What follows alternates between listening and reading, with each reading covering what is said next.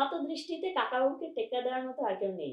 মানে এখন আর কোনো কাকাবাবু নেই। আপনি নিজেই এখানে রাজত্ব করছেন। না আসলে কেউ আছে কি নেই আমিও জানি না। বাট একটা জিনিস ঠিকই যে মানে এই বিগত ৩ টে এবং ৪ আমি দেখতে পাচ্ছি একটা জিনিস যে কাকাবাবু আর প্রসেনজিৎ বা বুম্বাদা বা হোয়াটএভার যে যাই বলুক, ওটা কিরকম মিলেমিশে গেছে। এবং এটাও তো ঠিক যে আমি এই কাকাবাবুটা করার আগের থেকেও আমার কাছে বেশ কিছু চরিত্র আমাদের সাহিত্যের তো চরিত্র নিয়ে অনেক কাজ হচ্ছে এখন।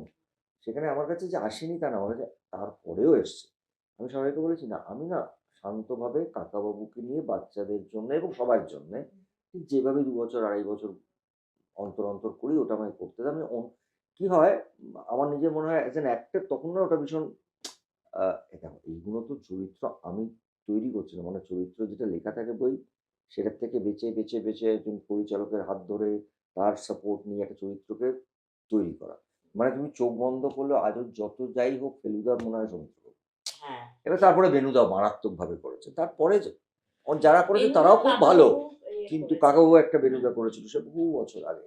আ কিন্তু আমাদের কাছে আমাদের এই প্রজন্মের কাছে কাকাবাবুটাকে আমি শুধু honestly আ আমি যতটুকু পারি আমি কাকাবাবুটাই করে যেতে চাই। যে কদিন পারবো তারপরে দেখবে আবার ১৫ বছর পরে তো আরেকজন কেউ কাকাবাবু করবে। which is great.